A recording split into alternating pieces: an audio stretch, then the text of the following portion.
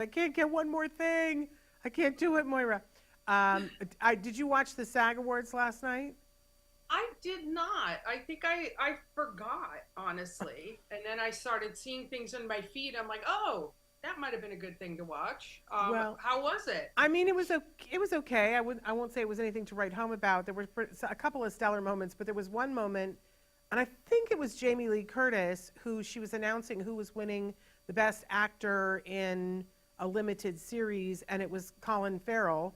And she said, "Oh," when she opened the envelope, and the winner goes to, "Oh, he gave me COVID at the Golden Globes, Colin Farrell."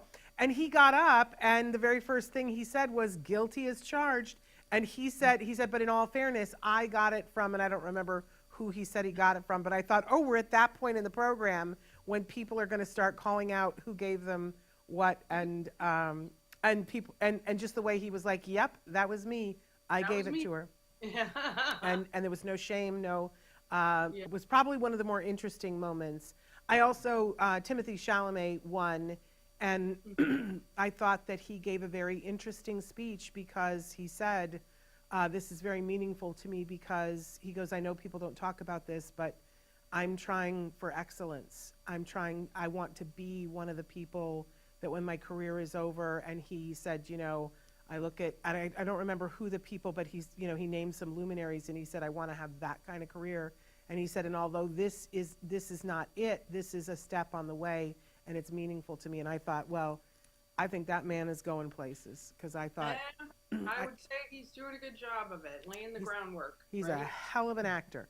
Yes. And I'll tell you when I really cemented that in was when I saw Wonka. I went, okay, that young man can do some acting. Anyway, you guys, we're here. It's Let's Talk Movies with Moira and Shannon, and we haven't done this in a while. Our schedules have been, especially my schedule, so I apologize, but this is our third annual Oscar special, and we couldn't let it go because the Oscars are this coming weekend, and there were too many things to talk about. So we said we have to do this. So couple of things right now. We're live right now on Facebook, YouTube, Twitter, and about a dozen other places. Our fabulous Chris Desmond will be showing you on the screen if you're watching. You can see all the places that you can listen. For those of you who are listening in podcast, you've already found us, so you don't need to know where. But we are available wherever you get your podcasts. It's all you need to do is be looking for Autism Live, and then look in amongst the Autism Live podcast. You'll see Let's Talk Movies. And we have been doing this for 3 years now. So that's kind of amazing in and of itself. A little backstory. Moira has, always been somebody who posted reviews of things, and especially at Oscar time, I was always tuned in to hear Moira's opinion. I was somebody who was posting movie reviews, and we found that we occasionally agreed, but sometimes we disagree hotly, and it was kind of fun. Mhm. So I said, somebody said we were the Siskel and Ebert of the autism community. So I said, we got to do this, and we started doing it. And it's one of my more favorite things, Moira. Oh, it's a pure pleasure for me as well. I love it. I always enjoy hanging out with you. And I love that even if we disagree, it's like, oh, Yeah. okay, you're Yes. entitled, you And know. and So, sometimes we hotly disagree, but mm, but we stay friends. That we're like, really, that like one of us will really love a movie, the other one goes, really, you know, you really love that. But yes, I still love you at the end of all of it. Um, exactly. That's the good news. We can disagree and still be friends. Yes, love, love, love that. Now, we should say that this isn't the only thing that we do, and you are a manager at TACA, the Autism Community in Action. Usually, we start the show with a little note from you. Is there anything going on at TACA that we should know about? Well, I have to say, I'd love to focus on our private Facebook group. We have a private Facebook group called Taka Hope and Help for Autism. It is heavily moderated, which is good because, as we know, a lot of times these groups can get a little out of hand. Um, but we've got these amazing staff that's monitoring and some volunteers as well. And we've seen an uptick in people coming on board, and I think that's due to Dr. Fry just recently there was a PBS special about cerebral folate deficiency, Mm. and I think that's got people excited and interested to learn more about it. And our group, it is all parents, so parents and caregivers. So we do, prior to allowing you entry into the group, you have to answer some questions and you have to be kind of willing to be able to prove that you are a parent or caregiver. And we do that deliberately because we've got vendors sometimes that are very aggressive and they want to try to sell to our parents, and we just don't want that. And Yeah. we want it to be a safe space for our parents. So it's not us trying to find out all your data. That's not the case. It's us trying to keep the place safe and an important an important resource for families. And that's, so that's why we do that. And the person that is the head of that, Kelly Steffens, she's unbelievably knowledgeable. And she reads all of these medical articles, and she'll write about them in plain English so the rest of us can understand. So, really great resource. Highly recommend joining that. I know Facebook can be, social media in general can be a little challenging, but this is a safe space. And like I said, it is heavily moderated. Nobody's going to be trying to sell you, Yeah. you know, I mean, for vitamins. instance, I am a member as a parent, but I don't market Autism Live or even Let's Talk Movies with Moira and Shannon on it because it's not appropriate. I'm there as a parent. Occasionally, I will write in and, say advice about something parent to parent, but I'm there as a parent. I'm not there to promote this show. That's So, that's what's so great, is that it is all these parents sharing this information with each other. And obviously you have to do your research, figure out what's appropriate for your kiddo, but it gives you a starting off point of like, oh, I've never heard of that or whatever. And read an article, watch a webinar, that kind of thing. Those are the things I do to keep on top of things that I might need to be looking into for my guy. So it's great. it is great. It is a wonderful thing. And as always, if you don't know about TACA, really want to encourage you guys to go to their website, which is tacanow.org. Find more information. What a wonderful, wonderful organization. I know you guys have already started planning your fall thing. I got asked to speak, so I know that you're planning it. Don't know what I'm speaking on yet. One of our more popular sessions, I will have to say, Miss That's very sweet Shannon. of you. You're very modest, but if you can come in person and if you can see our fabulous Shannon speak, it's well worth it. She's fabulous. Oh, that's so sweet. I always have, when I was there 2 years ago and I came the night before and I saw the big, thing with all of the speakers and I went, oh gosh, one of these things doesn't belong and it's me, because there were all these experts, but I was so gratified by the response that I got. So it was lovely. And I thought, okay, I guess everybody has a place. And I felt better about it.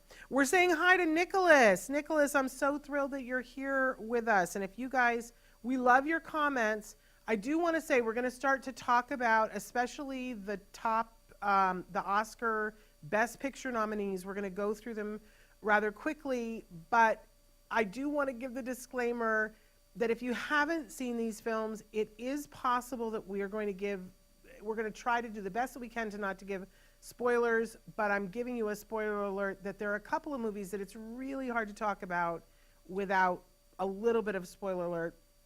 So if there's a movie that you're like, oh, I really want to see that, but I haven't seen it yet, you might want to turn the sound down. Or listen and see what you think. I don't know. I'm leaving it up to you in your capable hands to decide what to do, when to do it. All right. I think we've done all the things we have to do. We can get into the movies now. Are we ready? Let's do it. Okay. So our first movie up, I believe, is The Brutalist, which has gotten a lot of press. So Moira, tell us all about it.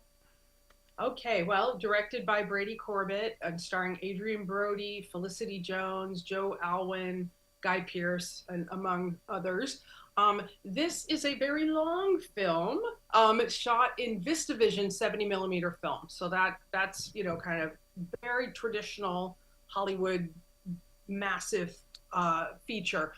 It has an overture, it has an intermission. These are things we, I mean, I think I don't remember the last movie I attended that had intermission. So this movie's about Laszlo Toth, played by Adrian Brody. He's fled post-war Europe. He arrives in the U.S. to stay with his cousin and work in building furniture. I thought it's a little side note. Interestingly, the name Laszlo Toth in real life is the name of the person who attacked Michelangelo's Pietà with a sledgehammer. I don't know if you remember that from a long time ago. Wow. So I thought that was interesting that was the name chosen for this person.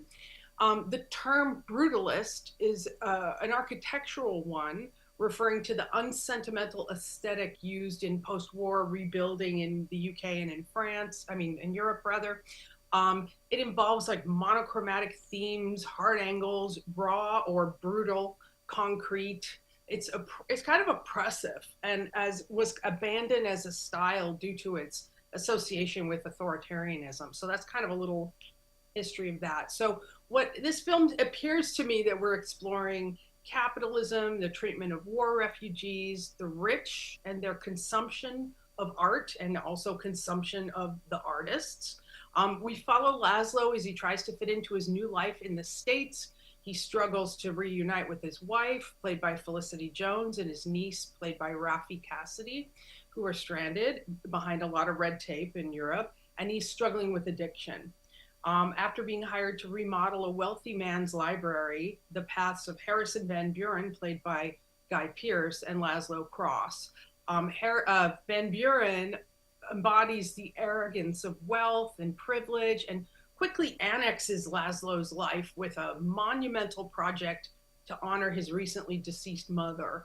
And as with all large-scale projects with artistic vision, it is misunderstood. I can say the same for this film for me, and I would have to count myself among those that just don't get it. I'm not sorry I watched it. I do think it's too long, but that's not really what bothers me.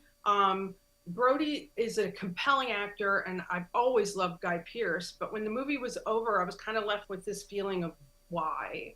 I researched the movie clearly because I wanted to understand it, and that's when I found out about the name Laszlo Toth, that was an infamous destroyer of something so beautiful.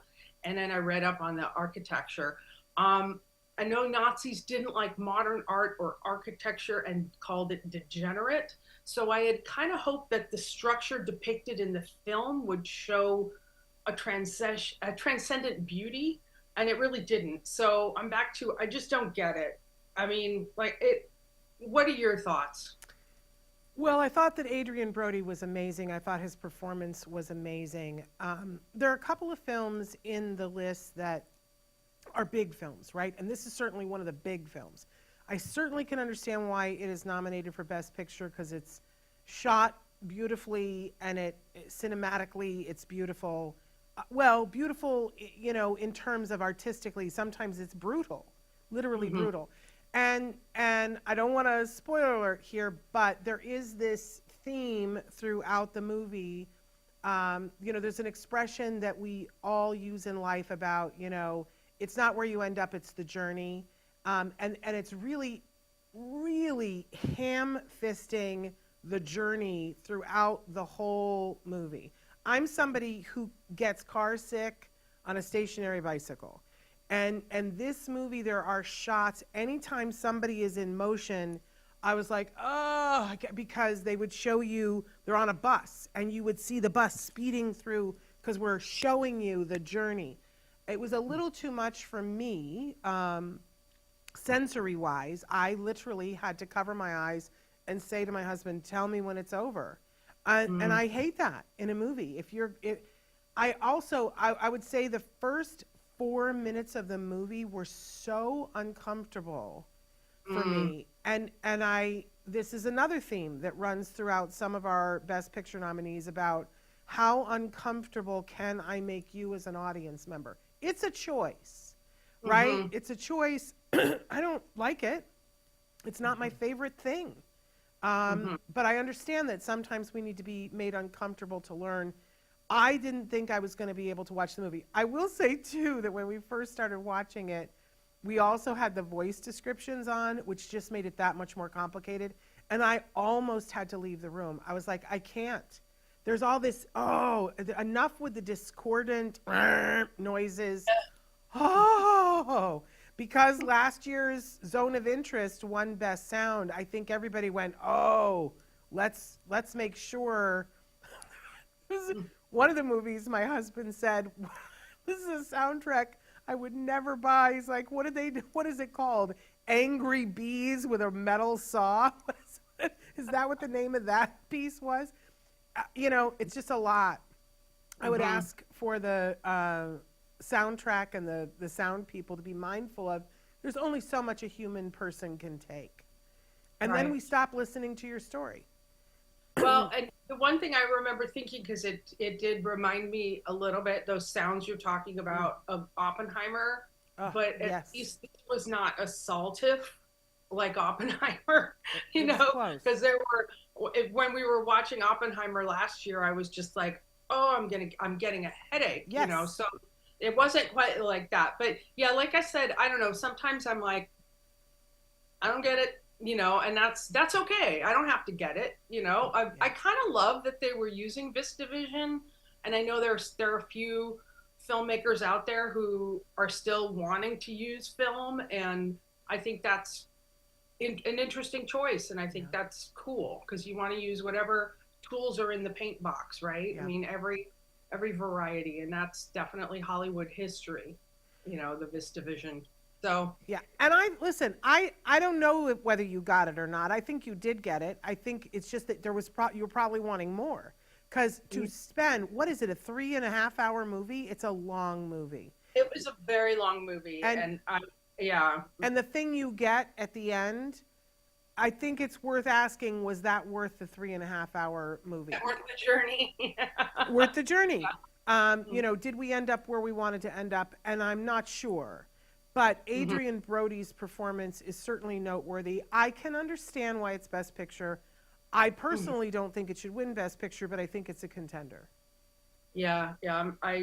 It's sometimes I think the Academy votes for, like, eat your spinach, votes for like, you should like this, kind of thing. And I get that. It wants to be taken seriously, and this is a serious film, and it gave you all the earmarkings of a serious film. Yeah, so it's some spinach though. Yeah. It's some spinach. Okay, moving on to our next film, Anora. Anora, this is directed by Sean Baker. Yeah. Sorry, you there? Mm-hmm. All right, sorry, thought I lost you. Starring Mikey Madison, Mark Edelstein, I'm not sure if I'm saying that correctly, and Yuri Borisov.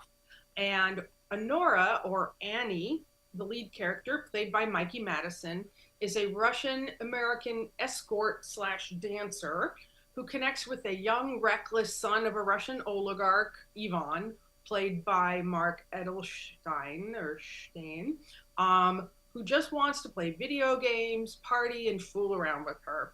He's living in New York and focused on having fun. Eventually, in a move very reminiscent of Pretty Woman, Ivan invites Ani to spend the week with him for $15,000. Lots of partying and sex later, they end up in Vegas, and Ivan proposes. Ani is thrilled. Ivan's parents, not so much. They dispatch their fixer, Toros, and two thugs, Garnik and Igor. Igor is played by Yuri Borisov, and he is nominated for supporting actor. None of them have counted on Ani and her refusal to annul the marriage. Mom and dad are on their way from Russia. Ivan takes off. The next third of the movie is a drawn-out chase where Ani and the fixers go on a hunt for an extremely drugged out and erratic Ivan. This movie got a ton of praise. I don't know that I entirely see that. I thought Mikey Madison gave a great performance, but I found her New York accent, fluctuating a little bit, which I found distracting. But that might have been purposeful, because she is somebody that speaks Russian, and I'm not sure. But I don't know. I felt like there was a lot of telegraphing. I mean, we have these long shots of this minor character multiple times that kind of hint to us this guy's important, even though he had been a very minor character. And I'm like, yeah, okay, I get it. I can see that because you keep focusing on him. So I kind of felt like, you know, I feel like this movie's over 2 hours. That was unnecessary, Yeah. completely. I would have liked it had it been 90 minutes. You know, it's this. I was a little worried about her as an actor because I felt like there was a lot asked of her that was very explicit for nudity and whatnot. I mean, she is a sex worker, so there's a lot of that, and it worried me. But my daughter assures me that this director, Sean Baker, is a lovely guy, and you know, she really likes his other movies because he's done a couple of other ones as well. So I'm not familiar with his work, so I mean, you know, so I just found it a little uneven. I'm a little mystified that it is a Best Picture nom, but I didn't hate it. It just wasn't quite, you know, it wasn't quite what I expected, and then it kind of dragged, you know. So, what are your thoughts? Interesting. You know, I think the best thing about this movie is the script, because it was surprising. There were some left turns, and excuse me, there's just when you think it's one movie, it shifts and it becomes another movie, and I enjoyed that part of it. The first half hour of the movie, which I thought was very heavy on the sex worker and the explicit stuff, I was like, ugh. And my son, who's studying film, said, oh, two of my professors said this is the one to watch. And we watched the first half hour, and I said, who are your professors? Like, this is like almost a smut film. I mean, it goes quite far. And like you, I'm worried about the young actress. When you get to that point and I start worrying about the actress, I'm out of your story, right? But then it took a turn, and suddenly it became this hilarious movie that I thought was very reminiscent of K-drama, you know, because they have this very serious, and then they'll have these side characters that are almost slapstick. And we found ourselves guffawing at the screen because it was so funny and so unexpected. But there's a deeper thread in the movie that I found, you know, I got to the end and I went, okay, I see why this is Best Picture. I'm interested to see more from this screenwriter, because I think they are on to something. Let's hope they pick the right elements from what they do. But you know, I don't think it should win Best Picture, but I can understand why my son's teachers are like, you need to watch this, because I think we're going to see more films like this. Okay, I see Mud Style is written in. We're getting to Conclave. We're getting there. So they have a vote for Conclave. So anyway, an interesting film, but I will tell you, if you have younger kids, you are not going to want to watch the first half hour with them. And if you're somebody who's really turned off by that kind of thing, I want to encourage you to stay and see the rest of the movie. If you're going to watch the first half hour, make sure you watch the rest of it.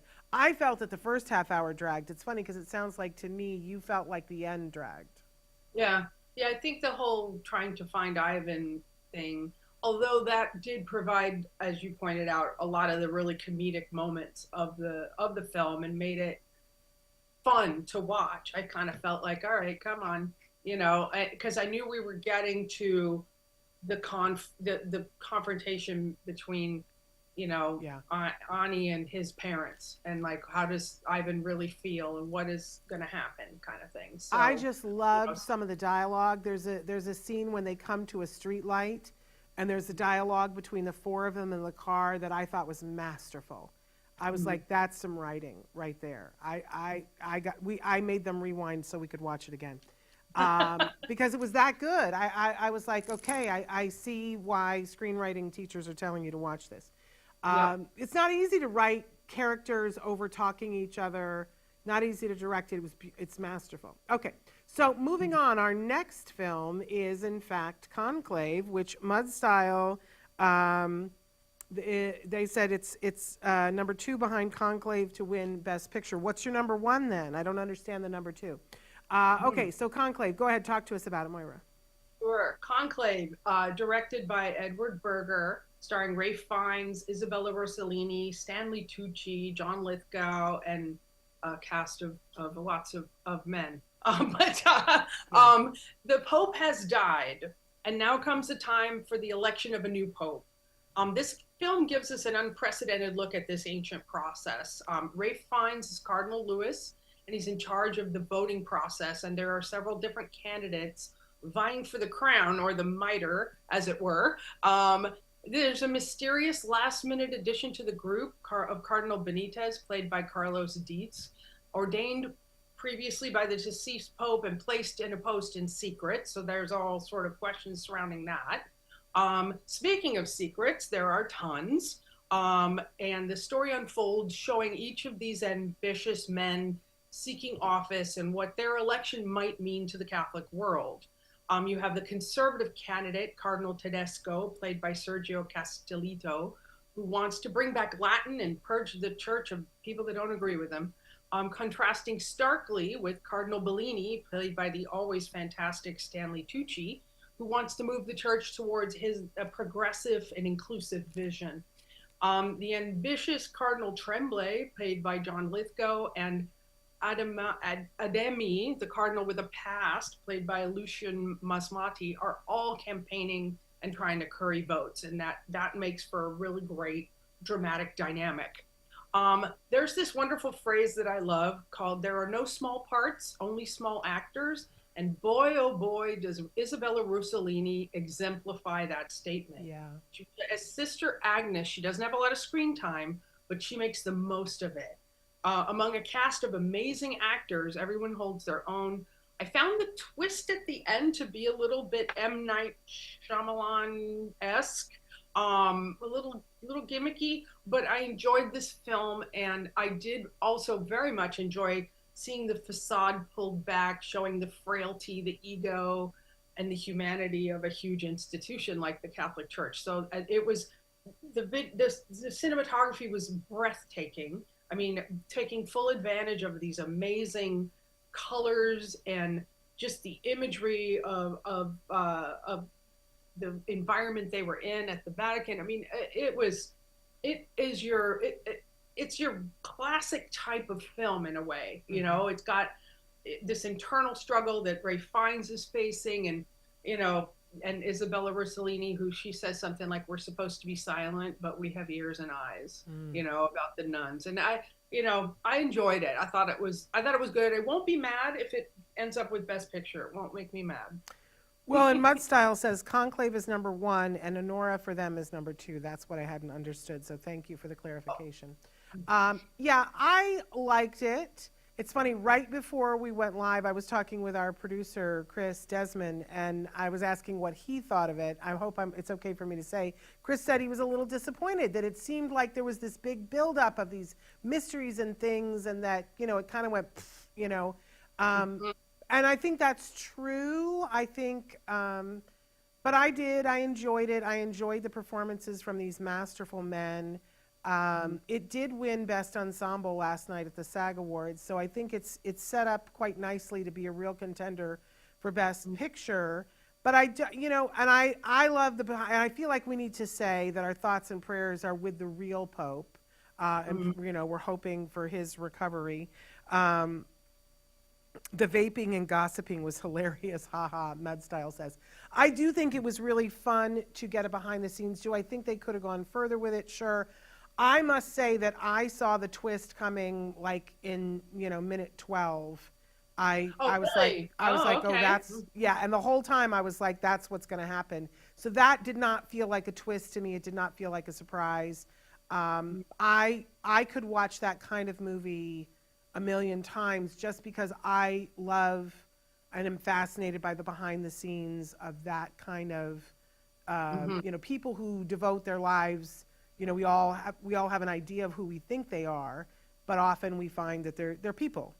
They are people, and they have agendas. And for me, the overriding thesis of the movie is that, if we set the stage, that, spiritually the right thing will happen. And of course, Ralph Fiennes' character is sort of in charge of setting the stage, and watching him twist in the, am I doing that? Am I actually doing that, was very compelling to me.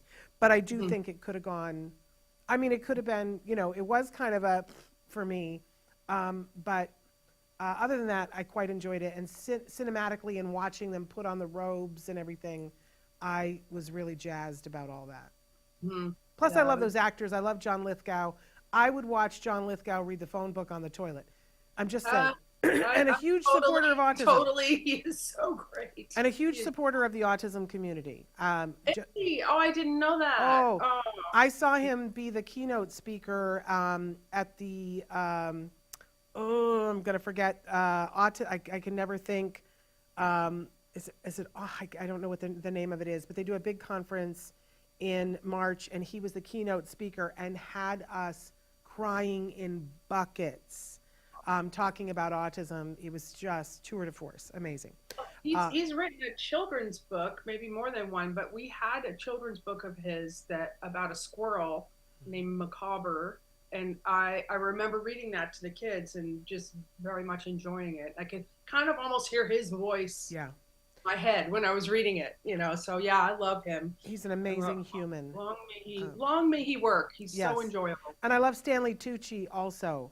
I love to watch Stanley Tucci cook. I watch Stanley Tucci do anything. So there we go. And I'm pretty okay with Ray Fiennes too. You know, I'm not turning my head the other way for him. And Isabella Rossellini. Look, it's worth watching.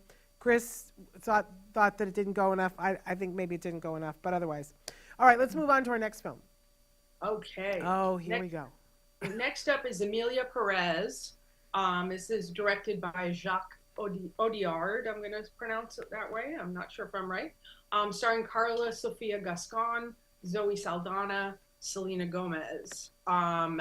This is a Mexican drug kingpin, Mantias, played by Carla Sofia Gascon, enlists the help of a lawyer to be able to arrange for sex reassignment surgery, not to escape his criminal past, but to become her real self. Her family thinks she's dead, and her lawyer, Rita, played by Zoe Saldana, has relocated the widow, Jessie, played by Selena Gomez, and the couple's two sons to Switzerland. After going through the surgery and successfully establishing herself, or reestablishing herself, she now, 4 years later, emerges as Emilia Perez. Emilia finds Rita and gives her another task. Emilia misses her sons. So much so, she wants to bring them back to Mexico, putting herself in certain danger. Carla Sofia Gascon, who is in actuality a trans woman and also had a career in Spain prior to transitioning, is totally compelling in this role. My challenge with this film is that the writer-director Jacques Audiard had an oversimplified view of gender. I read Glad was not on board with his portrayal of the trans experience, and I would have to say it does strike me as somebody who didn't know a lot of trans people would probably write and assume about trans people. We're shown that when she is Mantias, a man, Emilia Perez is violent and evil, and upon becoming a woman, she is now nurturing and saint-like. Audiard also seems to have a bleak view of Mexico, a place he apparently did not visit prior to writing this movie. Mexican communities are also not thrilled with the portrayal of their country as a drug-infested hellscape. So some challenges with this. The thing that sets this movie apart is that it's a musical, not in a traditional sense. The songs appear to only be inner dialogue of the characters and therefore a way of learning their inner thoughts. However, they don't really advance the plot as traditional in a traditional musical. That's what the function of the songs are. They're twofold. The wife of the assumed dead drug lord is played by Selena Gomez, and of course her reappearance on the scene puts Emilia at risk of discovery. But it looks like everyone's pretty clueless and only sees what they want to see. None of the music really stuck in my head afterwards, but I did think there was a lovely number with when Emilia is talking to her son, and she is Auntie Emilia to the son because she has not identified herself, but the son sings about how Auntie Emilia smells like his papa. And that was a very touching song. You know, I think this movie tried to do something very different, which I appreciate. I don't think it really succeeded, but you know, it was a ride. You know, it was a hell of a ride. Yeah, What do you? Mudstyle said the controversy and drama with Amelia Perez is endless, and I think that that's true. I think that there was more drama and controversy off screen than there was on. Mm, Um, mm, and that's yeah. saying a lot because there is some controversy and drama within. I think that for me, the biggest problem was that it wanted to be it said it was a musical, it tried to be a musical, and I just couldn't figure out why. The music, it would come in these moments that were like, what? What's happening here? And it didn't move the plot forward. It wasn't memorable. It wasn't even melodic most of the time. Mm-hmm. So it was just annoying. Mm-hmm. And it seemed like it was a device to give Zoe Saldana license to get on tables and, do all kinds of, movements and whatever. I felt like, oh God, a pause break, and now we're going to do this thing, and then can we get back to the story? I'm all about tell me the story, and I feel like there was a story here, and I feel like the reason why it got nominated for Best Picture is because the story is on the outskirts of it timely, talking about gender reassignment and what that is like, but it didn't really elucidate that for us. So Mm-hmm. for me, no, I don't. And Zoe Saldana's been winning a lot of awards for it. I'm like, that's okay, not my thing. Um, it's not that I had a problem with her performance, although I know people who Mm-hmm. are Spanish speaking who do have a problem with her performance. To me, it Oh. sounded great. I got nothing to say there, but and I deliberately tried to stay out of the controversy until I'd seen it. Mm-hmm. But there's so much controversy. I think that is wheedled its way into both the nominations and how it's winning and not winning. So there we Right. go. But it's not a movie that's going to stay with me, except the hatred of the musical numbers. And what I like that time back, it was another long one, or at least Mm. it felt that way. I would like to have that time back in my life. Just saying. Just saying. Didn't need it in my Yeah. life. Yeah. Okay, on to the next one. Let's keep moving. We are now at A Complete Unknown, directed by James Mangold, starring Timothy Chalamet, Edward Norton, Monica Barbaro, and Elle Fanning. Now, this is a biopic of Bob Dylan, which apparently Dylan himself approved of. But it differs from most biopics in that it only covers a very small portion of Dylan's 6-decade career. I find biopics in general challenging, but I think this is one of the more successful ones. I like that it allows us to hear entire songs, and we could see the issues and current events that inspired them as they were unfolding. Then the song, you're like, okay, I get why he wrote that song at that time. Ed Norton is wonderfully understated as Pete Seeger. This might be a biopic I would like to see, Mm-hmm. honestly. The opening of the film is Seeger defending himself in court because his song, This Land Is Your Land, is considered anti American. Yes, that's right. The song that I find is sentimental and cornball was a protest song. And it kind of blows my mind. Um, but that goes to underscore the power of the folk music movement at that time. The film also shows Dylan visiting an ailing Woody Guthrie, who was the father of folk music, if you will, played by Scoot McNairy. And Guthrie literally passes the torch, or in this case, harmonica, to Dylan. Seeger takes the talented young man under his wing, and we see Dylan rise to fame within the folk music. I learned something I didn't know. Apparently, Dylan had a pen pal friendship with Johnny Cash, played with abandon by Boyd Holbrook.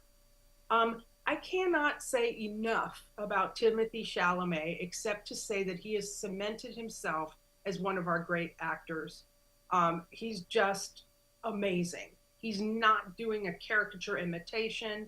There's something very immediate and real about this performance. Elle Fanning is always wonderful, and she's playing a fictionalized version of one of Dylan's loves, who realizes she knows nothing about this man that she's sharing her life with. Mm-hmm. Monica Barbaro holds her own as Joan Baez, and she goes toe to toe with Dylan. What's also surprising to those unfamiliar with Dylan is the controversy surrounding him using electric guitars. It seems so silly, but the movie shows us how big of a deal this was at the time.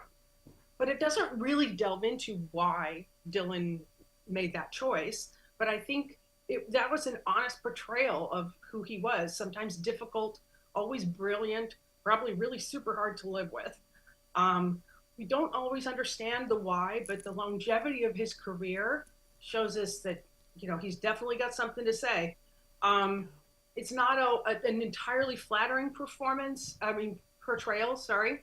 But I think from people who know him, it's pretty accurate that he's this genius, but he's also kind of a jerk, So I really enjoyed this. I thought this was better than I expected it to be, because like I said, I have a trouble with biopics. Sometimes they just they just sort of skim the surface. And I think choosing to do this very specific point in Dylan's career is probably smart, because it is pretty pivotal, and it paved the way for, a lot more in rock and roll in the future. What are your thoughts? So I loved the performances. I mean, I loved a lot of things about this movie. I loved how it was shot, because the cinematographer, there are stills that we have in our mind about Bob Dylan, those of us who are a certain age, that we can picture that album cover, we can picture that picture, and they hit all those things. And that I just loved that. I loved the performances so deeply, though. I just think that Timothée Chalamet, he's a brilliant actor. I think he is one of the great actors of our time, and I'm surprised always when I say that, but I think that's true.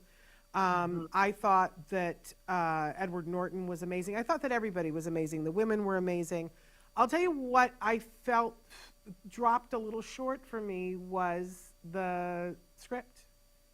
I felt like with that much, I just would have liked a little bit more. It felt like it needed to be very chronologically correct. I think they got caught since we're only telling this sliver of time. What was great about it was you got to see him going from this literally nobody to being somebody that couldn't walk 5 feet without people freaking out, and he couldn't be himself, and he was a little bitter about it. But I just thought there was so much room in there that if we weren't as worried about the timeline, we could have learned more about Dylan. In my research, I found that Dylan not only approved, but was very involved in what they could show and what they couldn't show, which I think is telling. So I think it was great. I think the screenplay is a little thin, but the performances more than made up for it. It's such a delight to watch. And to watch Timothée Chalamet. He said last night in his acceptance speech, he said, I worked on this for 5 years. And I've seen interviews where he talked about he was slated to do this movie before COVID, that he was, practicing. He was on the set of Dune, and he was practicing his guitar and doing all these things. And then they went into lockdown, and the movie got postponed. But he worked on the guitar playing. So in the beginning, it wasn't intended that he actually play the guitar. But by the time they shot, he was able to play the guitar. I think his performance is tour de force, and that he is supported by really incredibly great acting. You can always tell when a film is up for Best Picture and you see that more than 2 people have been nominated for actor awards. I think that's very telling. And in this case, 3 of the top are nominated, and certainly Edward Norton, I think, should be in contention because his performance is masterful. Yeah, but it was really I love that. Mad Style, Mud Style, excuse me. I love that you're like our third person here with us today. They said Complete Unknown is finally out on digital today, which is wonderful. And they said great movie. I love that you like that. Okay. Mr. Monkey said great movie. Good. I'm so glad you're here, Mr. Monkey. Okay, moving on. Our next film. Next film is Nickel Boys, directed by Ramel Ross. Starring, I'm going to pronounce this Ingenue. I'm assuming that's Ingenue Ellis Taylor, Ethan Harris, Brandon Wilson, Ethan Cole Sharp, Sam Malone. This is a story of two African American teenagers sent to a reform school in Jim Crow era Florida. I was apprehensive about seeing this because I knew obviously it's going to be about racism and brutality, but I also always feel we can't flinch away from our history. This film is based on the Pulitzer Prize winning book of the same name by Colson Whitehead. And Whitehead also was helped with the adaptation of the film. Whitehead's Nickel Academy is based on the real history of Dozer School that operated from 1900 to 2011, and for decades had allegations of abuse and murders. An investigation that started in 2010 uncovered countless unmarked graves. So in this story, we're following Elwood Curtis, played as a youngster by Ethan Harrison and later by David Diggs. Elwood is a smart kid, and his high school teacher lets him know about free college classes that he can attend to continue his education. On the way to one of these classes, Elwood is picked up by a hitchhiking by a sharp-dressed man headed in the same direction. Unfortunately, the car that he is in has been stolen, and Elwood is mistakenly considered an accomplice and is sent to Nickel Academy. At Nickel, he meets Turner, played by Brandon Wilson, another inmate who has a very cynical take on life, but is clearly a survivor. In spite of the heavy subject matter, the film's choice to shoot in the point of view of young Elwood, then teenage Elwood, then eventually Turner, is very dreamlike.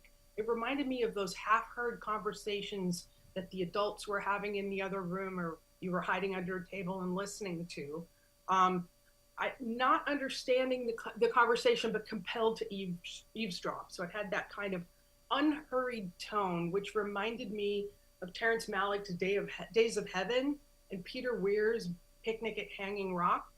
It does require a lot of patience, and it does demand a lot of the viewer, but I felt completely swept up in the story.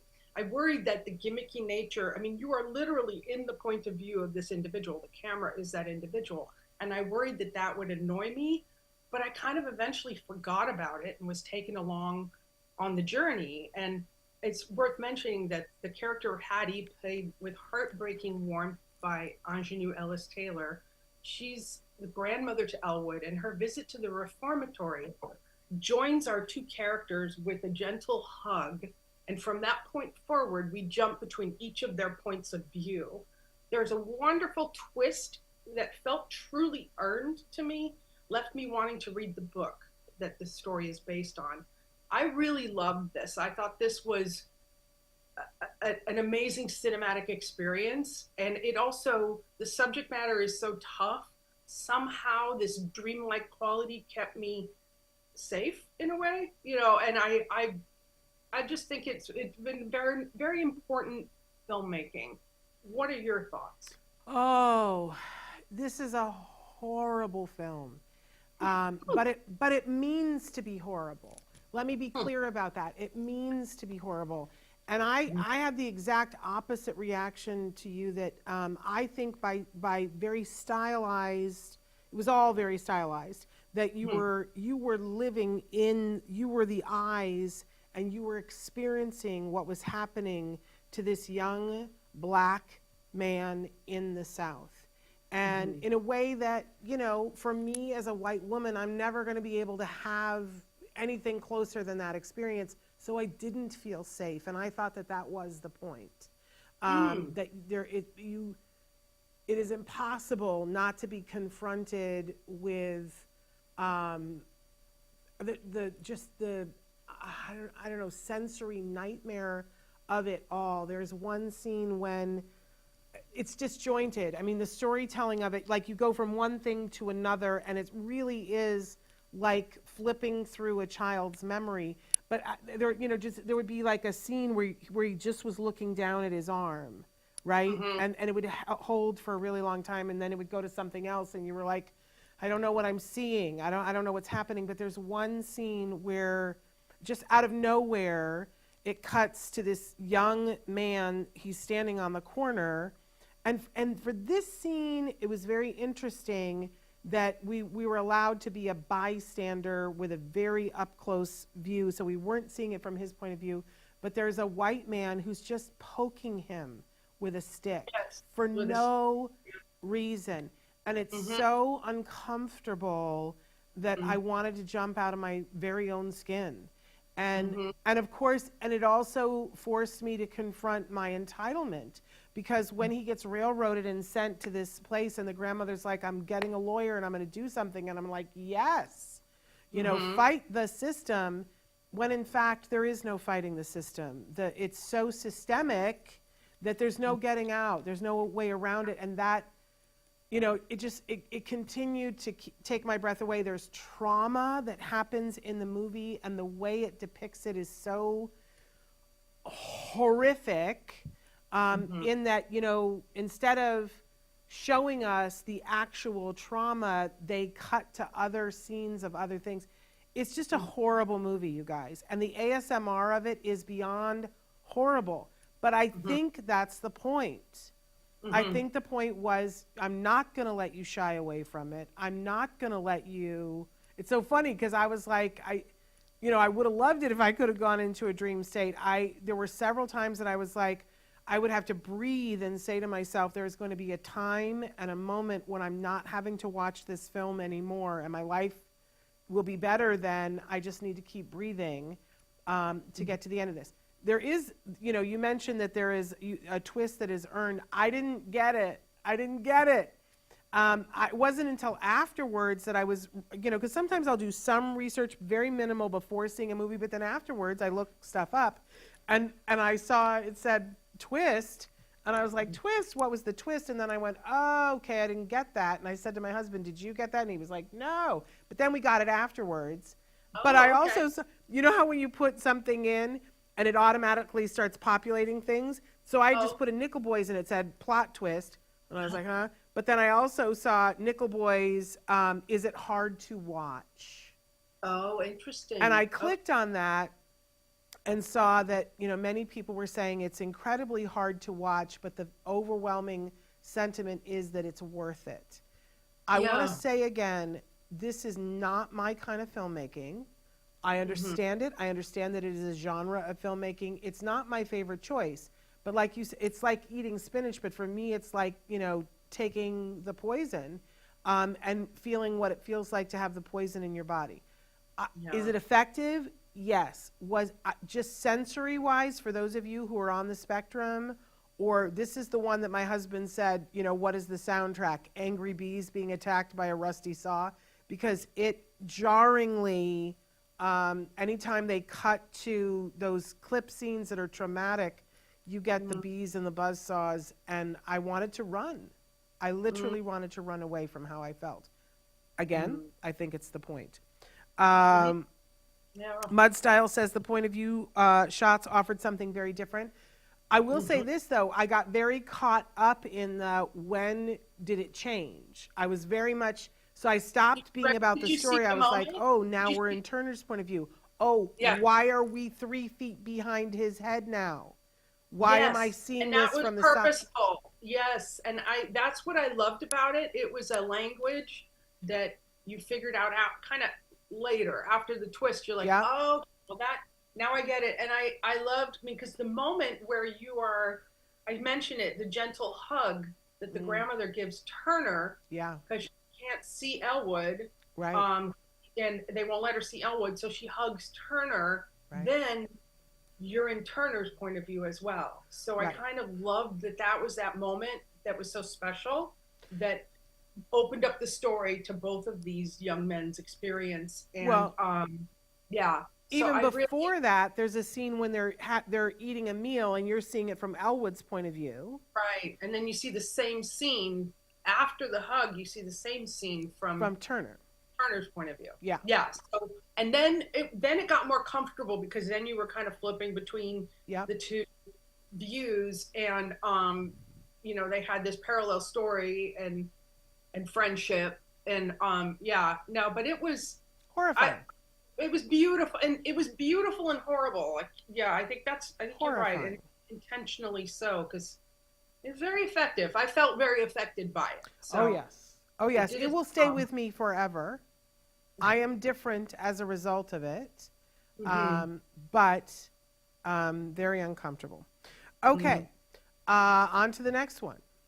Okay, here's where streaming failed us. Yeah. I'm Still Here, directed by Walter Sales, starring Fernanda Torres, Fernanda Montenegro, Valentina Hersage, and Selton Mello. Unfortunately, this was one that neither you or I could see because it's not available to rent, and both of us have been sick on and off and unable to go into the movie theater. So we did not get to see this, but the story is a mother is forced to reinvent herself when her family's life is shattered by an act of arbitrary violence during the tightening grip of a military dictatorship in Brazil of 1971.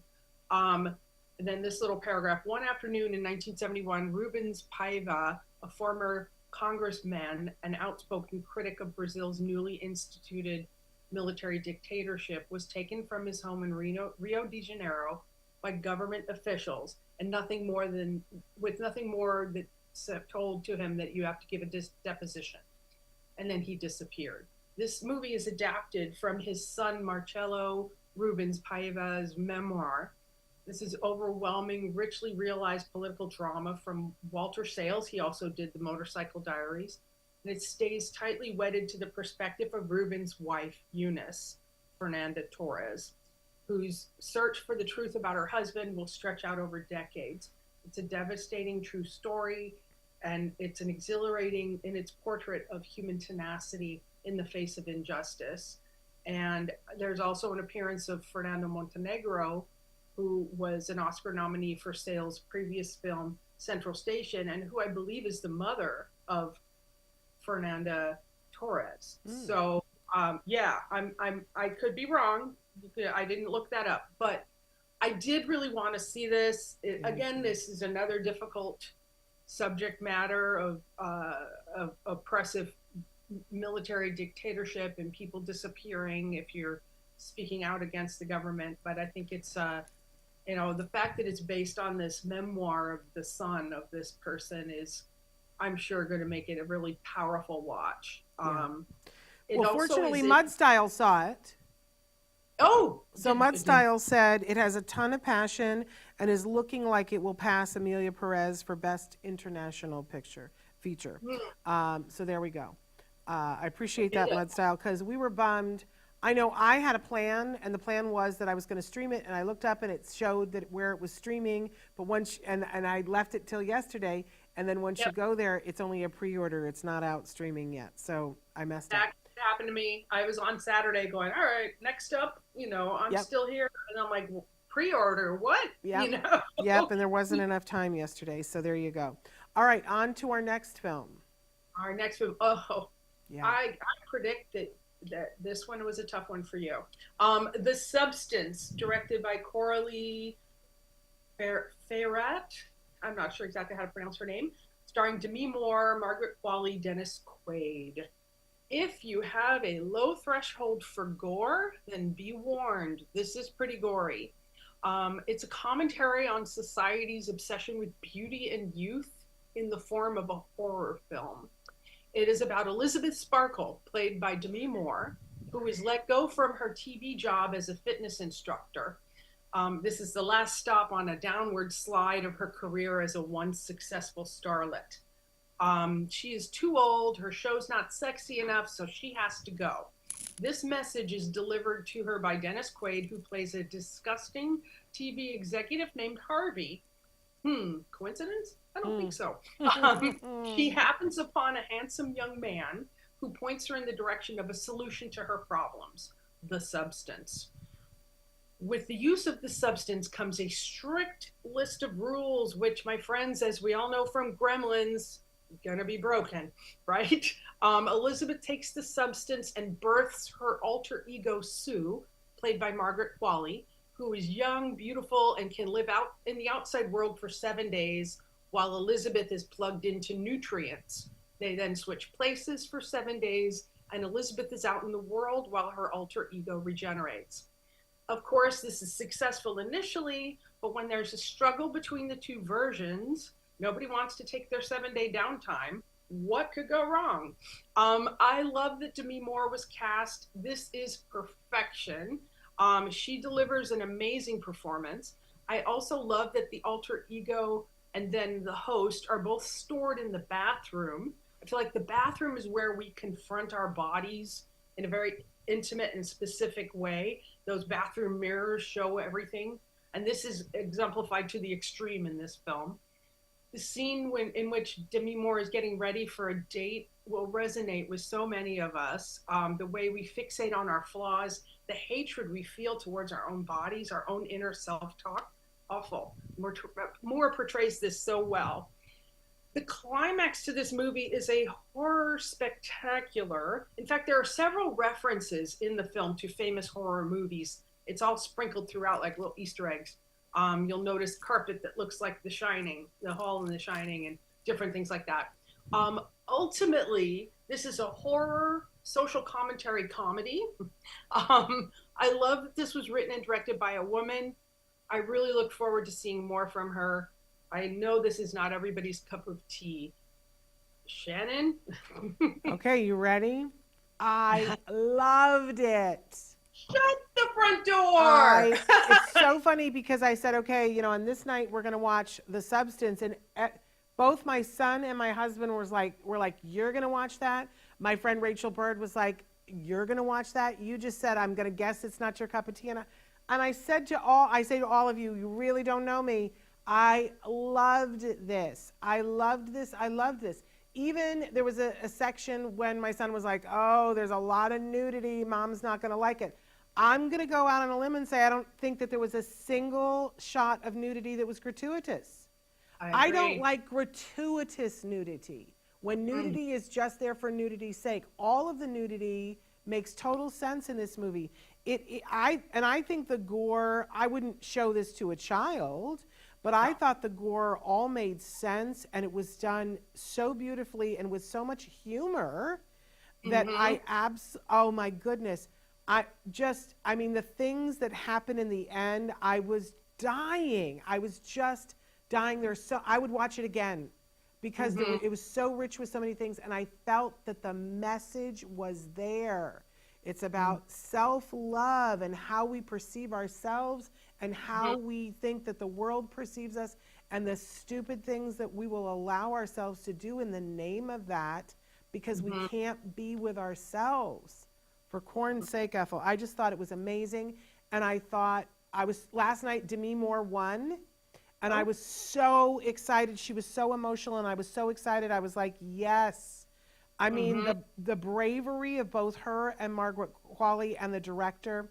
Yeah, I would watch this every day of the week. I don't know that this isn't Best Picture for me. Sorry. It's funny because there's some things I'm rooting for because I just love what it's trying to say, and this is one of them. I'm like, this is great. And also I gotta say, woman director. She's the only woman nominated in the directing category. Yep. I'm like, I want to read Mudstyle. Mudstyle says, it's rare for horror movies to get into Best Pictures, but the daring performance of Demi has got people really supporting her. Last 30 minutes can make or break for viewers. I thought it was masterful. They went on to say it's favored to win Best Makeup as well as Demi for Best Actress. Yeah, I'm not surprised by that. I think that is true. And honestly, Hollywood tends to be sentimental. We love a comeback, don't we? And I think that even though I don't know that Demi Moore was suffering without work, I think she picks and chooses carefully. It was nice to see her come back with this kind of a performance. And what a way to come back. Jeez. Exactly. She wasn't messing around, and it was just brilliant. Brilliant. I loved it. Yeah. Loved it. I don't know if you saw the documentary Brats about the Brat Pack, and Andrew McCarthy was interviewing everybody. Demi Moore, I'm like watching it going, oh my God, she had such a zen attitude towards the entire experience of, having been part of the Brat Pack. And I was just like, who knew I'd be listening to Demi Moore and going, wow, she has some really great insight. Yeah. So it shows you how you underestimate people or their packaged a certain way Yep. towards you, and you tend to be limited in your thought pattern of who they are. So Well, I'm a she has big now disrupted all that. I'm a Demi Moore fan now, I guess. Well, I kind of always was. I'm really happy for her. I'm really, really happy for her. I thought she just ripped that. I've always liked Margaret Qualley as an actress. When she did that show Made, I thought she tore the screen up and down and sideways. Hmm. And I thought that I think she's really wonderful in this too. And her performance was also brave. It's easy for us to miss that when somebody's young and their body is all tight, but that was still very brave of her. And I Yes. listen, that end makeup is just off the freaking chart.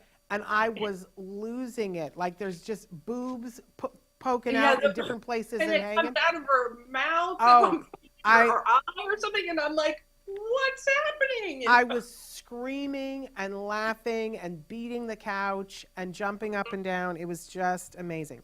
Okay, all right. so I loved it.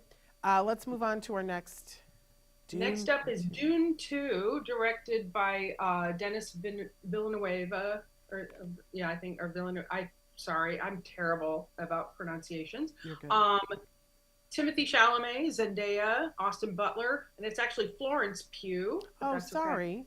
Yeah, no worries. Rebecca Ferguson, Javier Bardem, and Christopher Walken. This one I'm gonna. The synopsis of this would take the like another hour, because it's a very dense story. It is part two of the book by Frank Herbert called Dune, and what we're doing is we're checking in with Paul Atreides, played by Timothy Chalamet, to see how things are going. When we last saw him, he and his mother, Lady Jessica, played by Rebecca Ferguson, had joined the Fremen after House Atreides was destroyed by House Harkonnen. If you will recall, Dune is another name for Arrakis. It's known as the desert planet. It produces the much sought after spice. And there is a prophecy there surrounding a Messiah who comes from another world but knows the ways of the free people of Arrakis, the Fremen, and will lead them to victory. Of course, we're being led to believe that Paul is the Messiah, and there are believers among the Fremen, Javier Bardem's character, Stilgar, chief among them, who want to follow this new Messiah. Lady Jessica is a tool of the Bene Gesserit, which is an order that is trying to mold the prophecy, and she, Lady Jessica, is trying to use that prophecy to her example, or to her advantage. Sorry. It's a complicated world, akin to other world building things you may have read or seen, or got ancient religions and curses and prophecies, as well as the ability to manipulate believers and bend them to your will. The question seems to be, is Paul a good Messiah or a bad Messiah? And for my Monty Python fans, he's not the Messiah. He's a very naughty boy, if you know that. Thank you. I like that Zendaya's character, Chani, isn't drawn into the myth, which makes it difficult for her to watch all of this unfold. Because you're in the middle of what can become a holy war.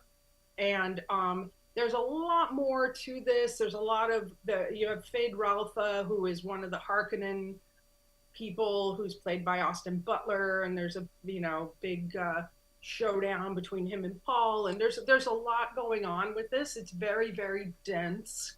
I was glad to see this complicated world being brought to life. I love the idea of this long game that the Bene Gesserit embark on, planting seeds of a Messiah myth, knowing we'll need this someday. I mean, it's very cynical, but very, very interesting, and a way to control people and the power of this, the resources on this planet. There is a TV series I haven't watched yet that focuses on the origin of the Bene Gesserit order, and it's called Dune Prophecy. I may have to check this out. I enjoyed it. Again, like I said, I read the book years ago, and I was just glad that it was handled in a really dense and rich way. But it also made me feel like should have rewatched the first one before. I mean, Yeah. you kind of feel a little lost at times, which is not surprising. what were your thoughts on it? Well, first I want to say that Mudstyle said this was my favorite movie of the year. It's the second of the trilogy, so the Academy may wait to praise it like they did with Lord of the Rings. Right. Interesting. That's true. Now, Good observation. Very good observation. I have to say that I am Dune illiterate, so I'm like the litmus test for if somebody's dropped into this, can they survive? Now, when I remember when the first Dune movie came out with Kyle MacLachlan, and and I never saw it because people were like, it's just so bad, It was. and so I never read the book, I never saw the first movie. So when the first Dune movie with Timothée Chalamet came out, I remember when I watched it on my TV. I didn't go to see it at the movie theater, but that's great for me because then I get the closed captioning in a way that I can control it, and that's important for me. So, and I'm told by other people who watched it in the movie theater, they were like, I was a little lost, and I wasn't, and I was sucked into the first one. I was like, you're telling me a story. I always say, tell me a story, and I'm there for it. So I was super excited and loved the first one. I wish that I had rewatched it before because too much time went by. So there were many times when I was watching it, and I just watched it this weekend. There were many times when I was watching that I was like, oh, I don't remember who that person is. Now, the story was good enough and the cinematography was good enough that I was like, ride the ride, Shannon. You'll figure it out as it goes along. And it did very well. It played very well for me. I did not know it was part of a trilogy. So we got to the end and I was like, I was looking for some closure and it did not happen. And I was a little pissed about the end. Had I known, I would have known to meter my expectations. But it's pretty dense, and I think the payoff probably is in the third movie. So this movie feels like a middle child to me a little bit. Maybe it was a little bit neglected in terms of, I just didn't feel like I got enough. And it's not a short movie, We got to the end and I was like, really? You're going to leave me here? So that's my feeling. Great, beautiful, beautifully acted. Oh my God, how much do I love Timothée Chalamet and Zendaya together? And great chemistry. And Rebecca Ferguson, who I just loved in The Silo. Oh my God, did you watch The Silo? I did not, and I really want to because I think she's so compelling. I'm jealous that you get to go watch The Silo now. There's 2 seasons. Enjoy. But anyway, so many characters that it's just like, and you find yourself physically leaning forward, rooting for, and being involved in. I'm not one for long battle scenes, but I was involved, and there's so many things like how are they going to outwit the. There are fewer people, but they're going to outwit them. I love to root for an underdog. So very enjoyable. Yep. Good stuff. Good stuff. All right. And now we come to the last of the movies because we are running long. Oh, we really are. Much like many of these movies. Yes. Okay. It's Wicked. Directed by John M. Chu, starring Ariana Grande, Cynthia Erivo, Jonathan Bailey, Jeff Goldblum, and Michelle Yeoh. Now, this is based on the novel by Gregory Maguire, which was turned into a Broadway musical, and it's basically an alternate version of the origin story of the Wicked Witch of the West. The sets and the costume and the world building in this film are clearly based on the 1939 classic Wizard of Oz. Art Deco, colorful, beautiful. Ariana Grande and Cynthia Erivo are fantastic as Glinda and Elphaba. This is only part 1, and it leaves off at the same intermission point as the stage musical did with the fantastic Defying Gravity number. That's the show-stopping number. In this reimagining of Oz, we are shown the beginnings of an authoritarian society and the oppression of those who are different. There are talking animals that have now been rounded up and put in cages, and of course, Elphaba is an outcast because of her green skin. Galinda is a spoiled, mean girl with catty friends, one of whom is fabulously played by Bowen Yang from SNL, and is forced to room with Elphaba as they both pursue their studies in sorcery. The fabulous Michelle Yeoh is Madame Morrible, the mysterious sorcery teacher, and Jeff Goldblum plays the man behind the curtain, the wizard himself. I love the idea of this version, showing us that history is written by the winners, right? Also reminding us how easily we can be swayed by propaganda. The length of the film didn't bother me. I didn't feel like there was any filler, and I was happy to be in that world. Jonathan Bailey of Bridgerton fame was wonderful as Prince Fiero. Marissa Bode was also wonderful as Nessa, and surprisingly, this is the first time a person in a wheelchair has been cast in that role. Um, and from what I recall from Act Two of the stage musical, they have their work cut out for them for the movie's Part Two, which is expected to be released in November of this year. The stage musical is front loaded in Act One with all the best numbers, or rather the three that you can actually remember.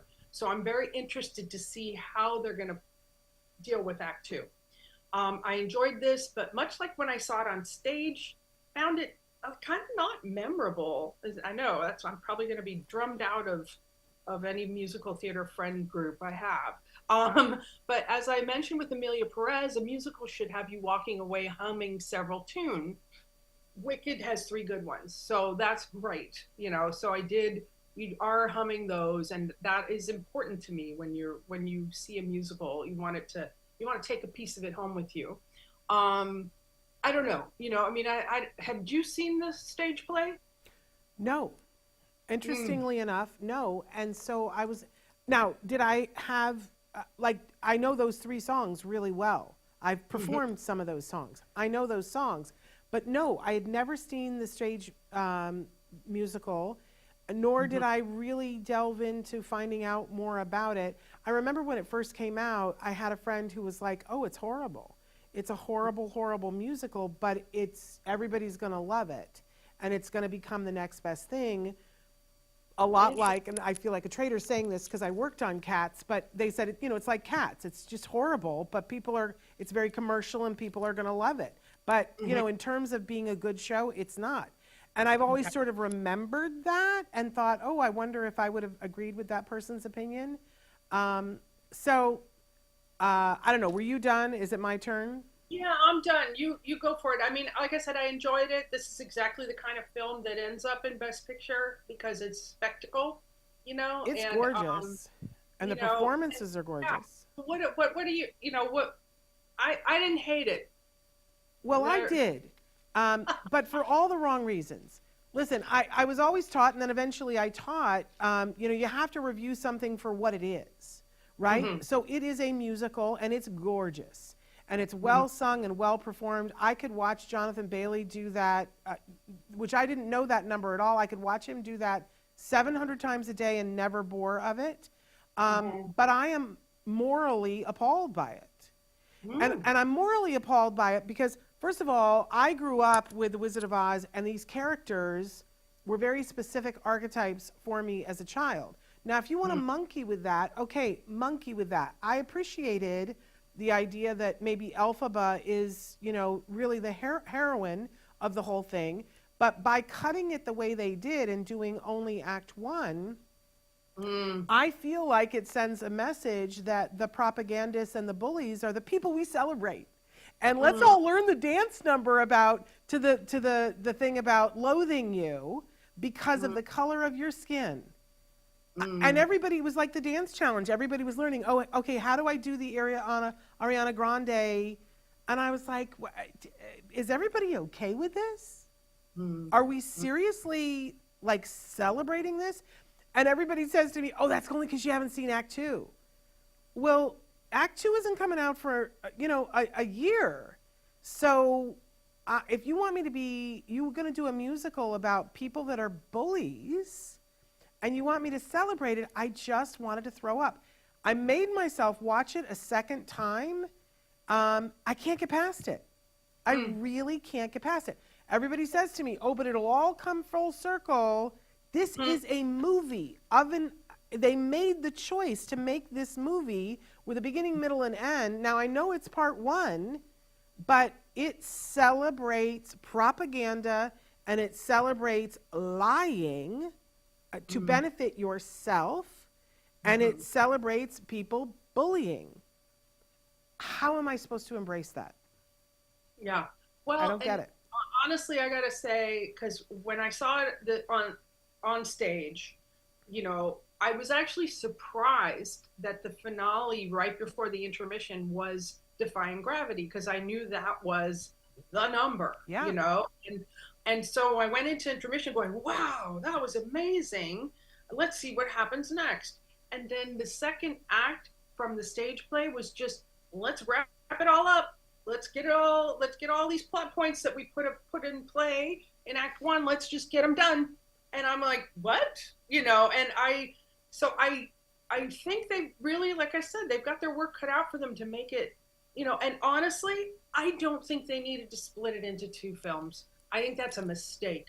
Me And too. I think the way you articulated it articulates exactly why it's a mistake. Because you leave at this moment of like, oh my God, the bad people are winning, and that's not cool. And at this point in time, I had allergic reaction to it. Mhm. I love Bowen Yang, but I was like, why would you sign up to play that role? I was like, ooh, I don't want to have any part of this. And now I'm going to happily walk around in my kitchen and sing popular. I really, I had a problem. I had a big problem. And my friends who are musical theater people are like, oh, Shannon, just get over. And they don't want to see it that way. And it's funny because I'm entrenched in not wanting to see it different than my childhood Wizard of Oz. And I've said the only way this works for me is if X, Y, and Z happens in Act 2, and I don't think it does. But, I grew up with Glinda being the good witch, and, Elphaba tries to kill Dorothy. She tries to kill the Scarecrow, and you're telling me you're going to make that all okay for me in Act 2. Thank you. Yeah, okay.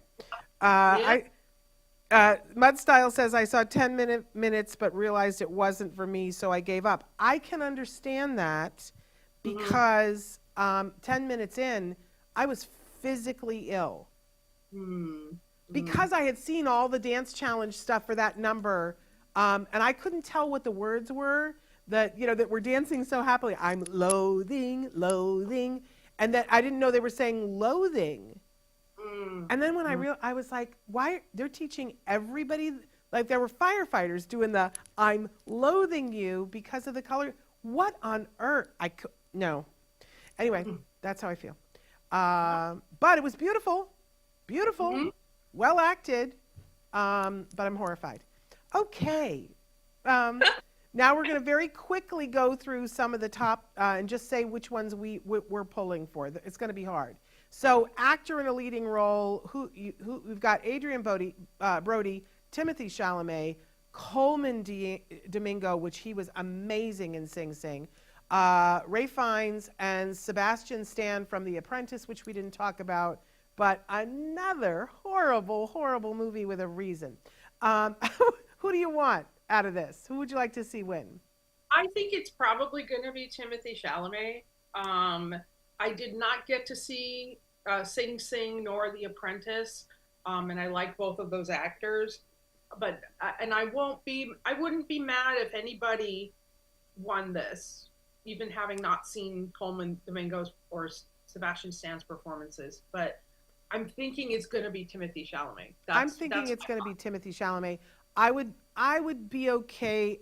Coleman Domingo's performance is absolutely Oscar worthy. I think that Adrian Brody's is. I would be okay with any of those three. Ray Fiennes, I would be like, really? Come on. I don't think he needs it.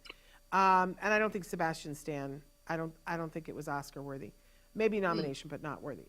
So I'll go with either Coleman Domingo, who was. You got to see it because it's a tour de force. But I think it should go to Timothy. Okay, on to the next one, which is actress in a leading role. Do you want to read them? Sure. Cynthia Erivo for Wicked, Carla Sofia Gascon for Amelia Perez, Mikey Madison for Honora, Demi Moore for The Substance, and Fernanda Torres for I'm Still Here. I want Demi Moore. Me too. I just do. Me too. You know, I mean, yep. She just, yeah, I feel like, and again, kind of the sentimental favorite, probably. Yeah, but I think she's got it. I think everybody built it up that Cynthia Erivo would win, and she's a brilliant actress. She'll get another time. I think it needs to be Demi this time. Yep. Yep. Okay, on to our next one. Actor in a supporting Yeah. role. You do it. So Yura Borisov from Honora, who was brilliant. Kieran Culkin in A Real Pain, Edward Norton in A Complete Unknown, Guy Pearce in The Brutalist, and Jeremy Strong in The Apprentice. This is always my favorite category because there's always, like, it's packed. I can see any one of these people winning, but I really feel very strongly that it should be Kieran Culkin, and I think it will be. I want it to be Kieran Culkin too. I loved that movie. Me too. I thought it's funny. I went into that movie. It's written and directed by Jesse Eisenberg, and Jesse Eisenberg is starring in it as well. And I didn't like Jesse Eisenberg because he played a very convincing and annoying, obnoxious Mark Zuckerberg, and he also has played other roles where he's like the smartest guy in the room, kind of. And I'm like, oh, but I realized, oh, he's just a good actor. Yeah. And it's like, you don't like him because he's good. And then this character was such a different thing for him, and Kieran Culkin was just fantastic. And apparently Jesse Eisenberg originally was going to play that role, which thank God in heaven he did not, because I think Kieran Culkin was just Kieran Culkin's brilliant. Amazing. Mud Style said, "Go Timmy, but youth may hurt him with the voters." I don't know. I think he's got it. But tell us who you think for supporting actor, Mud Style. Real Pain, if you haven't seen it, I'm sorry it's not up for Best Picture. Okay, actress in a supporting role, I'll let you read these. Okay, Monica Barbaro for A Complete Unknown, Ariana Grande, Wicked, Felicity Jones, The Brutalist, Isabella Rossellini, Conclave, and Zoe Saldana, Emilia Perez. For me, I want it to be Isabella Rossellini. I know that it's a tiny role, but I kind of want it to be her. If not her, then Monica Barbaro. That would be my other choice. Wow. I'll be upset if it's either of them. I mean, ridiculously, I think it should go to Ariana Grande. I think she played that role. I think she played it beautifully and convincingly, and that she went at it with teeth. So I think it should be Ariana. But I just don't think this is always a tough category for me, because often when it's a supporting role, they don't give them enough, right? So the Joan Baez, I just don't feel like she had enough. She sang well, but I think it needs to be Ariana. Mud Style says Kieran, easy win for sure. What do you think about the Best Supporting Actress? Let us know. Okay, on to the next one.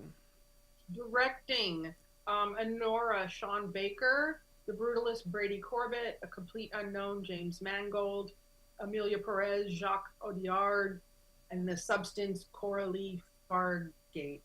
I'm going to go with Coralie. Me too. I'm going to be mad if it's anybody else. I'm going to throw things if it's anybody else. Yep. And that's all I have to say on that. Okay, on to the next one. You do this one. Writing, and this is original, so it's Honora, written by Sean Baker. The Brutalist, written by Brady Corbett, and my glasses are fake. Mona Fastwald? I don't know, I can't read it. A Real Pain, Jesse Eisenberg. September 5, which I still have not seen, but I want to see, written by Moritz Bender, Tim Fellbaum, and co-written by Alex David. Or The Substance, written by Coralie Fargate. I gotta say, I really want Jesse Eisenberg to win this. What a beautiful little film that packs a powerful punch. I think the script is amazing. I hope he wins it. I do too. I agree with you. If not him, then The Substance, Coralie. Yep. Because I felt like, I think I agree 100% with you. A Real Pain was just beautiful. It was just a beautiful story. Amazing. Well, it's small, but it's not, and that's what I love that, Powerful punch. Okay, on to the next one, a writing adaptation, it's all you. Okay, A Complete Unknown, screenplay by James Mangold and Jay Cox.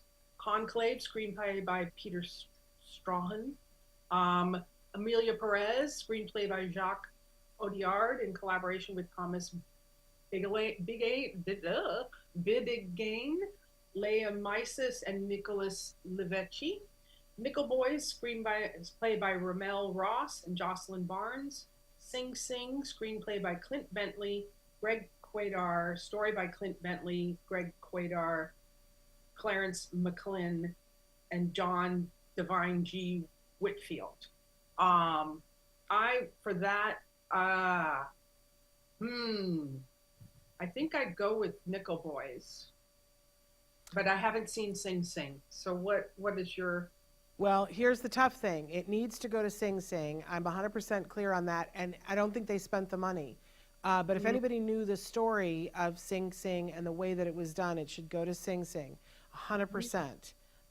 Because it's a true story based on true people, and they wrote it. And it's beautiful and masterful, and it should win.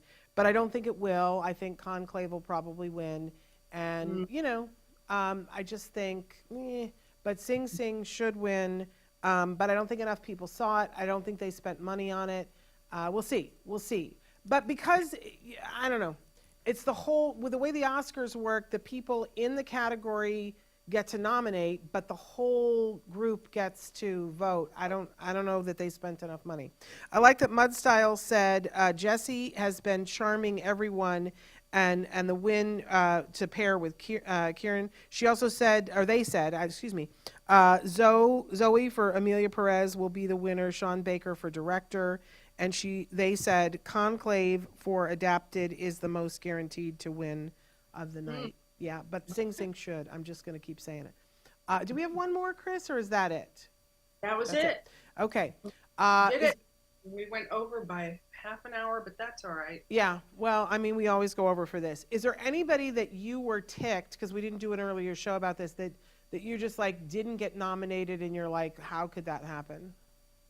Nobody that comes immediately to mind. This was an odd collection and an odd year. It was. So there was nothing that I went, I can't believe they didn't, acknowledge XYZ. But I kind of wish, in light of the other films in Best Picture, I kind of wish that Real Pain was in that mix. I wish Real Pain was too. I wish that Jonathan Bailey had gotten a Best Supporting. But that category was already packed full of people that I would be okay if any of them won. So I don't know where he would have, but I think it's a shame that he didn't get a nod. It'll be interesting. I don't know that I guess the big winner for me that I'm rooting for is The Substance. And I hope that it does well, because a lot of the other movies I was like, okay. Yeah, it was different, and I think that's always a good thing. And I mean, it doesn't always work, because I think there were other things that tried different things, like Amelia Perez. Yeah, and that didn't quite land it, but yeah. Yep. Well, we shall see. I'll be interested to see what you think afterwards. But I'm so glad that we had the opportunity to do this. I want to especially say thank you to Mudstyle for participating. And also to Mr. Monkey, and I think there was Nicholas for participating. And obviously, if you guys are listening to this in podcast later on, we'd love to know your opinions about stuff. And we're hoping to move this show into a pure audio podcast, because it'll just be a little bit easier for Moira and I to sit down every month. There's so many things on TV that I'm dying to talk about with you, Moira, like The Silo. Check it out. I'm going to have to. I think you'll love it. Okay, you guys. And they want us to remember that Complete Unknown is out on digital today. Absolutely. And so many of these things. I'm hoping to get to watch. I've seen a couple of the shorts. The shorts are my favorite every year. And, you can go to the movie theater and watch. They play all of the shorts in the category end to end. If you have a Oscar party where you really want to do well, that's where it's make or break, is the shorts, if you want to win your local Oscar contest. So they do. There's even a channel where you can watch shorts, but they don't tend to watch the Oscar-nominated ones until after the awards ceremony. But I've seen a couple of good ones. There's one short live action that I've seen. The title of it is Alien. Yeah, pretty powerful. I have to check that out. Yeah, I think it's just available on Vimeo to watch it now. Okay. So there we Cool. go. All right, and I've also seen The Only Girl in the Orchestra, which is a doc, which was lovely.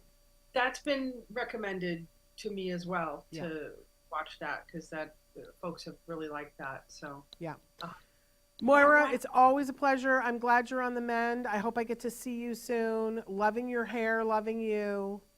thank you, loving you too. You look fab, very glamorous. In my beads that have been rattling all the whole time. Making a nightmare for Chris, making it hard, always, not meaning to. All right, you guys, we've gone way over, but thank you for being with us. We do not have Dr. Grant Pichet tomorrow. We're showing a rerun tomorrow, but on Wednesday, we are back, and it's somebody fabulous. Why can't I remember who it is? We'll tune in. It's a surprise, but it's somebody fabulous that I'm excited to be interviewing them. So we'll see you on Wednesday. Until then, give your kiddos a hug from me and one for you too. Moira, thank you so much. Thanks for having me. All right, bye-bye for now. Bye.